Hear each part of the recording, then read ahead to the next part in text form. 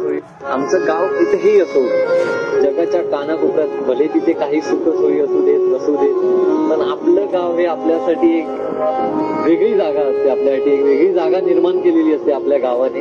आणि आपल्या गावाशी प्रत्येकाची एक नाळ जोडलेली असते, एक वेगळं नातं असतं. त्यामुळे प्रत्येकाला आपलं गाव हे सगळ्यात जास्त आवडीचं असतं. जर मला कोणी विचारलं, भावा तुझी सगळ्यात आवडतं ठिकाण कोणतं फिरायला जाण्यासारखं, ती आवडती जागा आहे तुझी अशी आवडते, तर माझ्यासाठी कायम कायम मी भले कितीही जग फिरलो असेल, इकडचे तिकडे लडाख वगैरे भले कितीही काही फिरलो असेल, पण माझ्यासाठी माझं गाव हे लिस्ट मध्ये पहिल्या नंबरवरती असणार आवडत्या जागे.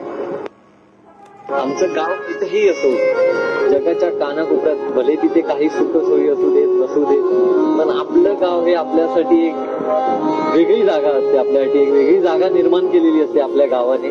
आणि आपल्या गावाशी प्रत्येकाची एक नाळ जोडलेली असते, एक वेगळं नातं असतं. त्यामुळे प्रत्येकाला आपलं गाव हे सगळ्यात जास्त आवडीचं असतं. जर मला कोणी विचारलं, भावा तुझी सगळ्यात आवडतं ठिकाण कोणतं फिरायला जाण्यासारखं, ती आवडती जागा आहे तुझी अशी आवडते, तर माझ्यासाठी कायम कायम मी भले कितीही जग फिरलो असेल, इकडचे तिकडे लडाख वगैरे भले कितीही काही फिरलो असेल, पण माझ्यासाठी माझं गाव हे लिस्ट मध्ये पहिल्या नंबरवरती असणार आवडत्या जागे.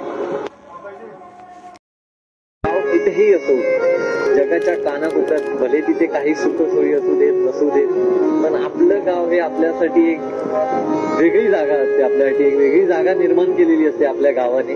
आणि आपल्या गावाशी प्रत्येकाची एक नाळ जोडलेली असते, एक वेगळं नातं असतं. त्यामुळे प्रत्येकाला आपलं गाव हे सगळ्यात जास्त आवडीचं असतं. जर मला कोणी विचारलं, भावा तुझी सगळ्यात आवडतं ठिकाण कोणतं फिरायला जाण्यासारखं, ती आवडती जागा आहे तुझी अशी आवडते, तर माझ्यासाठी कायम कायम मी भले कितीही जग फिरलो असेल, इकडचे तिकडे लडाख वगैरे भले कितीही काही फिरलो असेल, पण माझ्यासाठी माझं गाव हे लिस्ट मध्ये पहिल्या नंबरवरती असणार आवडत्या जागे.